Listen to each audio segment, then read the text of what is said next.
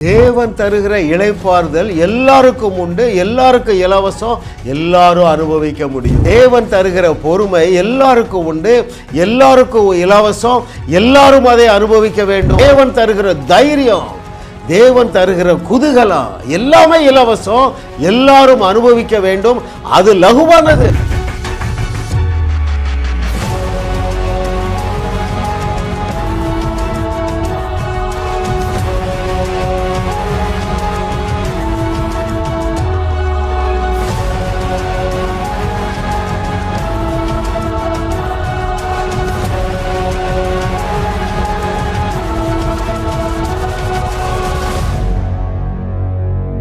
கர்த்தரை தெய்வமாக கொண்ட நாம் பாக்கியவான்கள். 500 அவருடைய அனந்த ஞானம் என்கிற சீரீஸ் 364வது செய்தி. அமர்ந்திருந்து அறி, rest and know. Very important truth. மிக முக்கியமான சத்தியத்தை ஆவியானவர் நமக்கு கற்றுத்தர போகிறார் பாருங்கள். கர்த்தரை தெய்வமாக கொண்ட நாம் பாக்கியவான்கள். ஏனென்றால் கிறிஸ்தவ வாழ்க்கை என்றாலே ஒரு அமர்ந்திருக்கிற வாழ்க்கை, பதஷ்டம் இல்லாத வாழ்க்கை, இளைப்பாறுகிற ஒரு வாழ்க்கை, ஒரு திருப்தியான வாழ்க்கை. ஒரு வசனம் வாசிக்கிறேன் உங்களுக்கு. சங்கீதம் 62:1 தேவனையே நோக்கி என் ஆத்துமா அமர்ந்திருக்கிறது, அவரால் என் ரட்சிப்பு வரும். ரட்சிப்பு என்றால் என்ன? அதில் எல்லாமே அடங்கியிருக்கு. செல்வம் அடங்கி இருக்கிறது, சமாதானம் அடங்கி இருக்கிறது, ஆரோக்கியம் அடங்கி இருக்கிறது, ஆஸ்திகள் அடங்கி இருக்கிறது. That is salvation package. ஜோசோ கானானிய ஸ்திரீ பாருங்க, அவருடைய மகள் கொடிய வேதனைப்படுகிறாள். இயேசு கிறிஸ்துவிடத்திலிருந்து அற்புத சுகத்தை பெற்றுக்கொள்ளுகிறாள். அப்பொழுது இயேசு என்ன சொல்லுகிறார்? ஸ்திரீயே, உன் விசுவாசம் பெரிதுங்கிறார், நீ விரும்புகிறபடி ஆக கடவுது. அப்போ பாருங்க, அந்த அற்புத சுகமும் அந்த ரட்சிப்பில் இருக்குது. உன் விசுவாசம் உன்னை ரட்சித்தது. ரைட்? அதே போல அருமையானவர்களை, எழுதி தந்திருக்கிற எல்லா நன்மைகளையும் நீங்கள் பெற்றுக்கொள்ள போகிறீர்கள். எப்பொழுது என்றால் உங்கள் ஆத்துமாவில் ஒரு இளைப்பாறுதலை அனுபவிக்கும் பொழுது. ஆத்துமா இளைப்பாறுதல்னா என்ன அர்த்தம்? உங்கள் சிந்தனையில் ஒரு நிதானம் இருக்குது, ஒரு பொறுமை இருக்குது, ஒரு சாட்டிஸ்ஃபேக்ஷன் இருக்கு. இயேசு என்ன சொல்லி அழைத்தார்? வருத்தப்பட்டு பாரம் சுமக்கிறவர்களை நீங்கள் எல்லாரும் என்னிடத்தில் வாருங்கள், நான் என்ன செய்வேன்? இளைப்பாறுதலை தருவேன் என்று சொன்னார். அந்த இளைப்பாறுதலில் என்னெல்லாம் இருக்கு? சமாதானம், சந்தோஷம், ஆரோக்கியம், நிதானம், பொறுமை, சாட்டிஸ்ஃபேக்ஷன். டியர்லி பிலவட், அப்படிப்பட்ட ஒரு மேலான வாழ்க்கை வாழும்படியாகவே தேவன் நம்மை கரம் பிடித்திருக்கிறார். ஹல்லேலூயா, ஹல்லேலூயா, ஹல்லேலூயா, ஹல்லேலூயா. இதில் பாருங்க, அமர்ந்திருக்கிறது என்றால் இதில் சொல்லப்பட்ட அர்த்தம் என்ன தெரியுமா? இருதயத்தில் ஒரு சமாதானம், ஒரு ரெஸ்ட், ஒரு பதஷ்டம் இல்லாத ஒரு வாழ்க்கை. என் ஆத்துமாவே தேவனையே நோக்கி அமர்ந்திரு. ஆமென். இன்றைக்கி அந்த ஒரு உன்னத நிலைக்குள்ளே தேவனுடைய ஆவியானவர் உங்களை எடுத்து செல்ல போகிறார். இன்னொரு 20-25 நிமிடங்கள் நீங்கள் இந்த செய்தியை கவனிங்க. நீங்கள் ஒரு பெஸ்ட் லைஃப் வாழுவீங்க. எப்படி லைஃப் வாழுவீங்கன்னு சொல்லட்டுமா? எதற்காக தேவன் உங்களை என்னோடு இணைத்திருக்கிறார் தெரியுமா? தேவனின் மிக சிறந்ததில் வாழுவதற்காக. The Lord has a great burden in your life. For what? To live in God's best, to live in His best. அவருடைய பெஸ்ட்ல வாழணும். அவருடைய பெஸ்ட் என்ன தெரியுமா? இருதயத்தில் ஒரு ரெஸ்ட், அல்லேலூயா, ஒரு சாட்டிஸ்ஃபேக்ஷன், சஞ்சலம் இல்லாத வாழ்க்கை, தவிப்பு இல்லாத வாழ்க்கை. சஞ்சலமும் தவிப்பும் ஓடி போகும் என்று சொன்னது சிலுவைக்கு முன்பதாக. சிலுவையிலே சஞ்சலத்தையும் தவிப்பையும் அவரே சுமந்து தீர்த்து விட்டார். அருமையானவர்களே, ஆமென். உங்கள் துக்கம் சந்தோஷமாக மாறும் என்பது சிலுவைக்கு முன்பதாக சொல்லப்பட்டது. சிலுவைக்கு பின்பதாக உங்கள் துக்கம் சந்தோஷமாக மாறிவிட்டது. கர்த்தர் எனக்காக எல்லாவற்றையும் செய்து முடிப்பார் என்று சிலுவைக்கு முன்பதாக சொல்லப்பட்டது. சிலுவைக்கு பின்பதாக என்னது? உங்கள் துக்கம் சந்தோஷமாக மாறிவிட்டது. யுத்தம் முடிந்து விட்டதுங்க. யுத்தம் முடிந்து விட்டது. The war is over. இனிமே உங்களுக்கு ஸ்ட்ரகிள் கிடையாது. ஒரே ஒரு கண்டிஷன், நீங்கள் என்ன செஞ்சால் போதும்? விசுவாசித்தால் போதும். நீங்கள் விசுவாசித்தால் தேவனுடைய மகிமையை காண்பீர்கள். அது என்னது தேவ மகிமை? எழுதி தந்திருக்கிற எல்லாமே தேவனுடைய மகிமை. அதில் ஒன்று என்னது? இளைப்பாறுதல். ஆமென். அதைத்தான் நாம் தொடர்ந்து இந்த நாளில் தியானிக்க போகிறோம். பாருங்கள், அங்கே சங்கீதம் 46:10 இப்படி சொல்லுகிறது, நீங்கள் அமர்ந்திருந்து நானே தேவன் என்று அறிந்து கொள்ளுங்கள், ஜாதிகளுக்குள்ளே உயர்ந்திருப்பேன், பூமியிலே உயர்ந்திருப்பேன். பாருங்கள், நீங்கள் அமர்ந்திருந்து நானே தேவன் என்று அறிந்து கொள்ளுங்கள். அப்படி என்றால் என்ன பொருள்? விசுவாசிப்பவர்கள் அமைதியாக இருப்பாதுங்க, பதஷ்டப்பட மாட்டாங்க. வசனமே அப்படித்தானே சொல்லுகிறது, விசுவாசிக்கிறவன் பதறான். அப்போ விசுவாசிக்கிறவன் அமர்ந்திருப்பான். அப்பொழுது தேவன் அவர்களுக்காக எழுந்து என்ன செய்வார்? யுத்தம் செய்வார். வேதத்திலிருந்து சில உதாரணங்களை பார்க்கும் பொழுது உங்களாலே அதை ஏற்றுக்கொள்ள முடியும் அருமையானவர்களே. Amen, hallelujah. Thank you Lord for your goodness. அமர்ந்திருப்பது, இளைப்பாறுவது, இவைகளெல்லாம் எங்கே நடக்கிற காரியம்? இருதயத்தில். நான் உங்களுக்கு இளைப்பாறுதல் தருவேன் என்று சொன்னார். எங்க? இருதயத்தில் இளைப்பாறுதல் வந்துட்டா, உங்கள் உள்ளத்தில் இளைப்பாறுதல் வந்து விட்டால் உங்களை சுற்றிலும் இளைப்பாறுதல் வந்துவிடும். உங்களுடைய இருதயத்தில் நீங்கள் வெற்றியை காண்பீர்கள் என்றால் உங்களை சுற்றி எல்லாமே வெற்றியாக மாறிவிடும். யாரெல்லாம் அப்படி வெற்றியை பார்த்தாங்க? நிறைய பேர் பார்த்தாங்க. கேலப் and Joshua, why were they successful? கானானுக்குள்ள பிரவேசிக்க முன்பதாகவே அங்க உள்ள ராஜாக்களை ஜெயித்து விட்டதாக பார்த்தார்கள். ஆகையினால்தான் அந்த வார்த்தை வருது. என்ன வார்த்தை வருது? அவர்கள் நமக்கு இரையாவார்கள். ஆகையினால்தான் அந்த வார்த்தை வருது. இன்று கண்ட எகிப்தியனை இனி என்றுமே காண போறதில்லை. ஆகவேதான் அந்த வார்த்தை வருகிறது. இன்றைக்கு உன் தலையை எடுப்பேன். ஆகையினால்தான் அந்த வார்த்தை வருகிறது. இது கப்பர் சேதம் மட்டும்தான், ஆள் சேதம் வராது. எத்தனை பேருக்கு நீங்க புரியுறீங்க? ஹல்லேலூயா.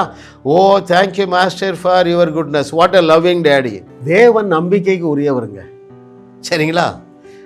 தேவனுடைய நம்பத்தன்மையை அறிந்து இருதயத்தில் ஓய்வெடுப்பது தான் அமர்ந்திருப்பது. அவர் என்ன சொல்லியிருக்காரு உங்களுக்கு? நான் உன்னை விட்டு விலகுவதும் இல்லை, உன்னை கைவிடுவதும் இல்லை. அதனுடைய பொருள் என்ன தெரியுமா?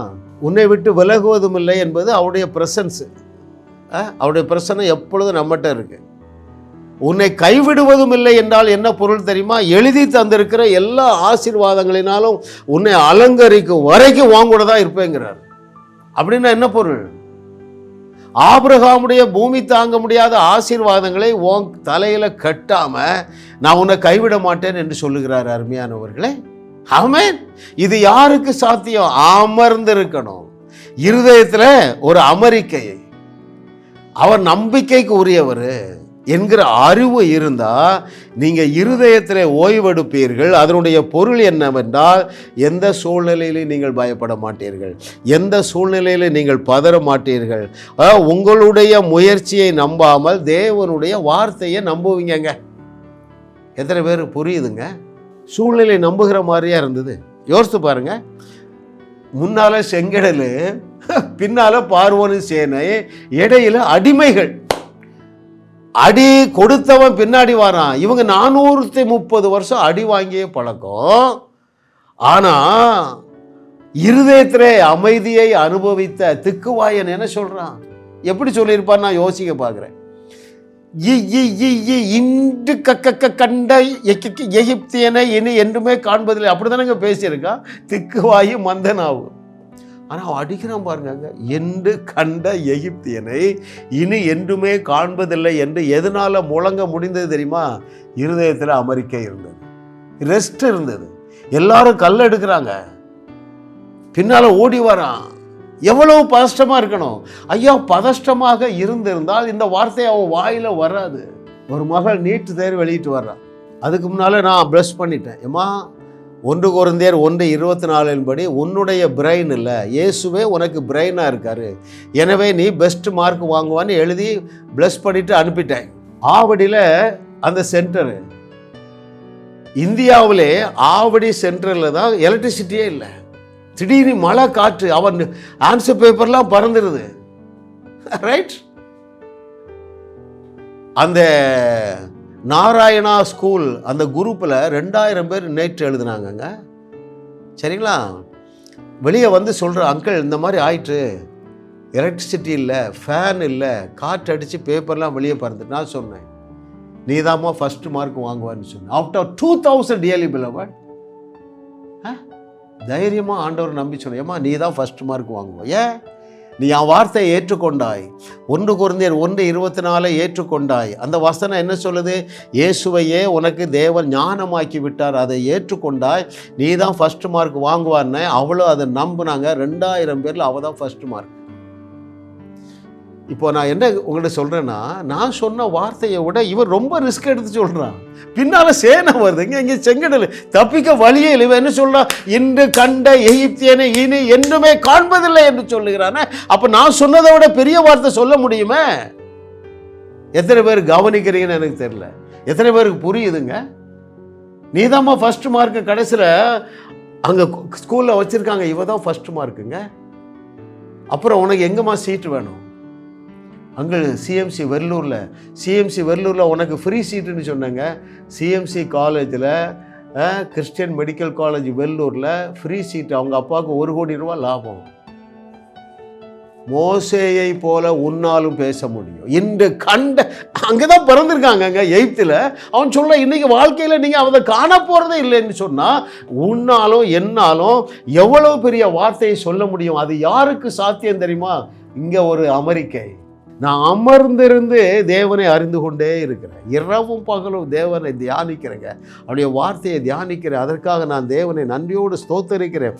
என்னுடைய மனைவி நன்றாக ஒத்துழைக்கிறாங்க. மணிக்கணக்காக நான் பைபிளோடு இருக்கிறேங்க. ஹல்லேலூயா. ஓ, எப்படிங்க சாதாரண வாழ்க்கை வாழ முடியும்? ஹல்லேலூயா. ஐயா, யாரெல்லாம் நான் அதை வாசிக்கிறேன் உங்களுக்கு. மோசே செங்கடலுக்கு முன்பதாக இளைப்பாறுகிற மனநிலையில் இருந்தால் விளைவு என்ன தெரியுமா? தேவனுடைய நடத்துதலை அறிந்து கொண்டான். ஒரு வசனம் வாசிப்போம்.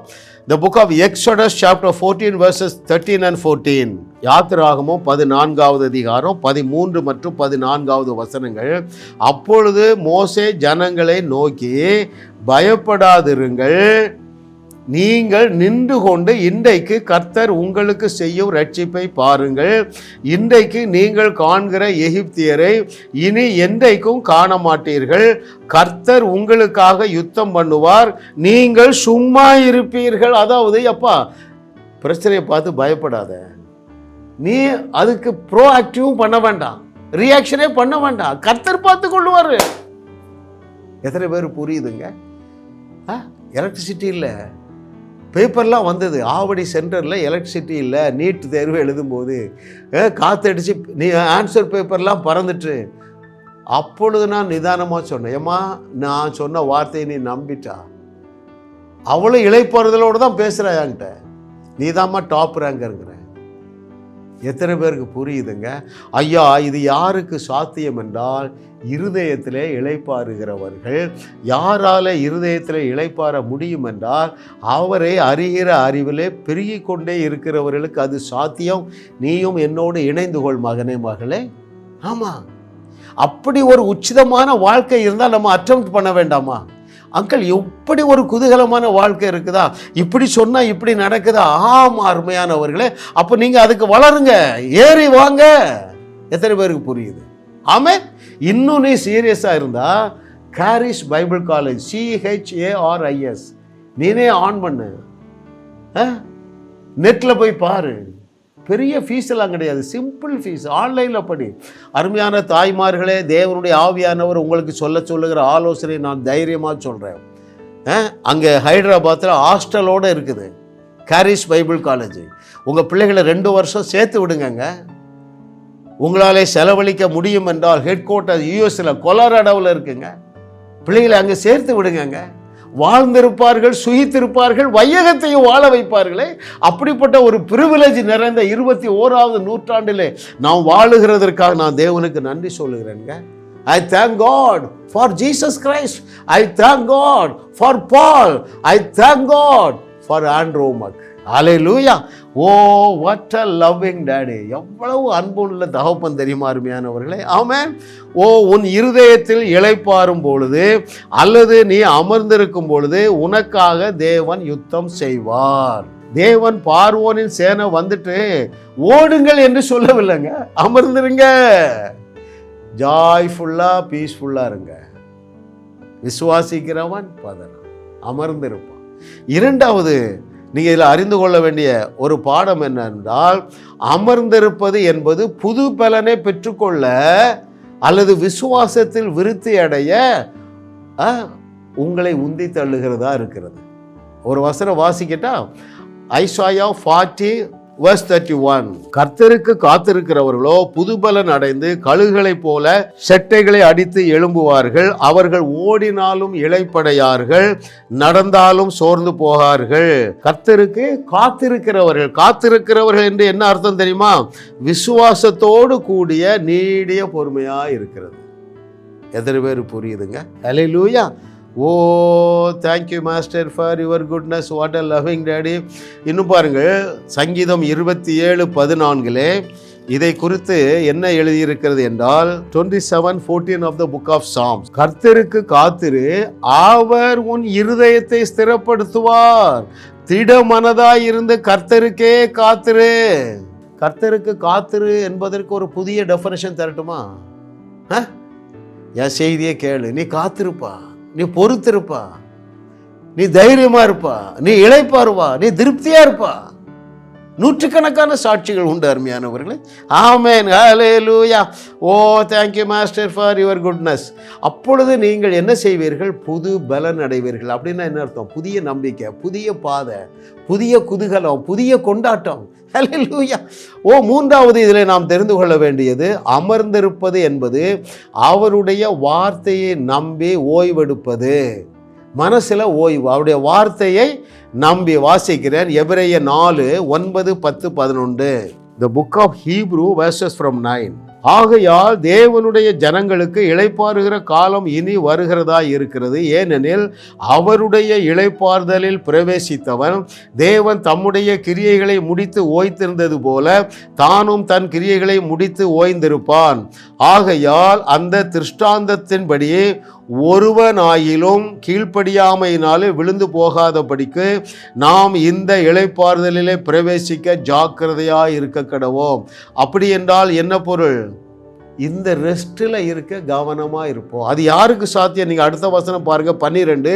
தேவனுடைய வார்த்தையானது ஜீவனும் வல்லமையும் உள்ளதாயும் இருபுறமும் கருக்குள்ள எந்த பட்டயத்திலும் கருக்கானதாயும் ஆத்துமாவையும் ஆவியையும் கணுக்களையும் ஊனையும் பிரிக்கத்தக்கதாக உருவ குத்துகிறதாயும் இருதயத்தின் நினைவுகளையும் யோசனைகளையும் வகையறுக்கிறதாகவும் இருக்கிறது. நான் இதுவரைக்கு அறிமுகப்படுத்தாத ஒரு புஸ்தகத்தை உங்களுக்கு அறிமுகப்படுத்துகிறேன். இருபுறமும் கருக்கான பட்டயத்திலும் கூர்மையான பட்டயம், ஷார்ப்பர் தேன் அப்படின்னு ஆங்கிலத்தில் இருக்குங்க. இதில் 16 கட்டுரைகள் இருக்கிறது. 16 புக்கு. ஒரு புக்கு 200 பக்கத்தை 10 பக்கத்தில் எழுதியிருக்காரு. படிங்கங்க. நீங்கள் அப்பொழுது என்ன செய்வீர்கள்? இளைப்பாறுகிறவர்கள். ஆமென். அமைதியாக இருப்பீங்க, அமெரிக்கையாக இருப்பீங்க. அது உங்களுக்கு பலனை தரும். அமர்ந்திரு என்பது பயத்தை விடு, கவலையை அவர் மேல் வையு, தேவனை நம்பு, அப்பொழுது அவர் பேசும் சத்தம் கேட்கும், தீர்வை அறிந்து செயல்படுவாய். அவ்வளோதாங்க. அமர்ந்திருப்பது என்றால் என்ன? பயத்தை விட்டுரு, கவலையை அவர் மேலே வைப்பது, தேவனை நம்புவது. அப்பொழுது அவர் பேசுறது கேட்கும், அப்பொழுது நீ அந்த வழியிலே பயணிப்பாய். நான் பாருங்க, நிறைய பேருக்கு தீர்வு கொடுக்குறாங்க. 75% நடந்துருது, ஒரு 20-25% நடக்கலைன்னா அதை பற்றி கவலைப்படலை. வித்தியாசமான தீர்வு. எதனால இருதயத்தில் அமர்ந்திருக்கேன்? எந்த பிரச்சனையும் என்னை மிஞ்சி போகாது. whatever may be the situation, dearly beloved. ஆமென். அது எப்படி சாத்தியம்? உனக்குள்ள யாருப்பா வாசம் பண்ணுகிறா? எல்ஷடாய் தேவன் அல்லவா, சர்வ வல்லமையுள்ள தேவாதி தேவன் உனக்குள்ளே வாசம் பண்ணுகிறாரே, அவர் உன்னை நடுத்தருவில் விட்டு விடுவாரா? சிலர் கேட்கிறது என் காதில் விழுது. என்ன கேட்குறீங்க தெரியுமா? எப்படி அங்கிள் சாத்தியம்? என் பிரச்சனை உங்களுக்கு தெரியாது. என்ன கேட்குறீங்க? என் பிரச்சனை உங்களுக்கு இருந்தால் நீங்கள் இப்படி பேசுவீங்களா? ரைட். நான் ஒரே கேள்வியில் உங்கள் சந்தேகத்தை தீர்த்துருவேன். சாத்ராக், மேஷாக், ஆபேத், நேகோவை விட நீங்கள் டேஞ்சரஸ் சிச்சுவேஷனில் இல்லைன்னு நான் சொல்கிறேன். யாரும் இல்லை, அதை விட பெரிய பிரச்சனை இருக்குன்னு என்னை கூப்பிடு. அருமையானவர்களே, நான் சென்னையில் இருக்கிறேன், அவங்க அப்பா பீகாரில் ஜெயிலில் இருக்கார். நான் ஒரு வேலையை முடிச்சுட்டு, ஊழியத்தை முடிச்சுட்டு வரும்போது அந்த ஊழியக்காரர் சொல்கிறாரு, பிரதர் இவங்க அப்பா சிறைச்சாலையில் இருக்காங்க, ப்ரேயர் பண்ணுங்கிறாங்க. நான் காரில் ஏற போகிறேன், ஒரே ஒரு வார்த்தை சொன்னேன், ஆனால் 7 நாளில் இவர் வீட்டுக்கு வந்துடுவார்னு சொல்லுங்கன்னு சொல்லிட்டு வந்துட்டேன். 2வது நாள் எனக்கு ஃபோன் பண்ணுறாங்க, பிரதர் நீங்கள் 7 நாள் சொல்லிங்க, 2வது நாளே வெளியே வந்துட்டார். இருதயத்திலே இளைப்பாறுகிறவர்கள் இப்படி தீர்வு கொடுப்பார்கள். யாரை போல? காலேப் யோசுவாவை போல. அவர்கள் நமக்கு இரையாவார்கள். யாரை போல? சாத்ராக், மேஷாக், ஆபேத்தை போல. ராஜா, நீ 7 மடங்கு இல்லை 70 மடங்கு உயர்த்தினாலும் உங்க நீர் நிறுத்துற பொற்சிலையை வணங்க மாட்டோம். எதனால அப்படி சொல்ல முடிந்தது?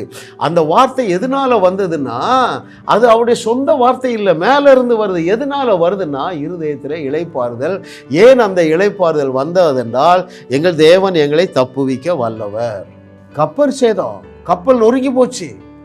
ஒரு 50 பேர் இருந்தானே வச்சுக்கலாம், தண்ணிக்குள்ள மிதந்துட்டு கிடக்காங்க. எத்தனை நாள் கிடக்காங்க? ராவும் பகலும். எழுப்பி சொல்றான் யாரு? நம்ம பவுல். ஹலோ, ஒருவரும் பயப்படாதீங்க, இது கப்பலுக்கு தான் சேதம், உங்க உயிருக்கு சேதம் இல்லை. எப்படிங்க சொல்ல முடியும் இருதயத்தில் இளைப்பாறுதல் இல்லை என்றால்? ஐயா, நீ தீர்வாக இருக்கிறாய். You are the solution for all your situation. நீ இருக்கிற இடத்துல, நீ ஸ்கூல்ல வேலை செய்யறியா, ஆஃபீஸில் வேலை செய்யறியா, வேற என்ன செய்யறா, நீ என்ன வேலை செஞ்சாலும் என்ன பிஸ்னஸ் பண்ணாலும் உன்கிட்ட வர்ற அத்தனை பேருக்கு நீ தீர்வாக இருக்கிறாய். எப்பொழுது சாத்தியம் என்றால் இருதயத்தில் ஒரு இளைப்பாறுதல். தேவன் இன்னைக்கு தெளிவாக பேசியிருக்கிறார். அருமையானவர்களே, எங்களுடைய செய்திகளை நீங்கள் தொடர்ந்து கேளுங்க, இருதயத்தில் இளைப்பாறுவீர்கள். ஆமென். சத்தியத்தை அறிந்தால் விசுவாசிப்பீர்கள், விசுவாசிக்கிறவர்கள் இளைப்பாறுதல். ஒன்று உங்களை விட்டு மீறி போகாது. அருமையானவர்கள், ஒன்று மேலே தலைக்கு மேலே ஒரு பிரச்சனை வந்துடாது. சிங்க கபிக்குள்ளேயே இருக்கிறீங்க, டேனியல் மாதிரி. அவ்வளோ டேஞ்சரஸாக இருக்கீங்களா? காலையில் தலையை எடுக்க போகிறாங்கங்க. காலை யாருக்கு? காலையில் தலையை எடுக்க போகிறாங்க. பவுலுக்கும் சீலாவுக்கும். சோர்ந்து போயிட்டாங்களா?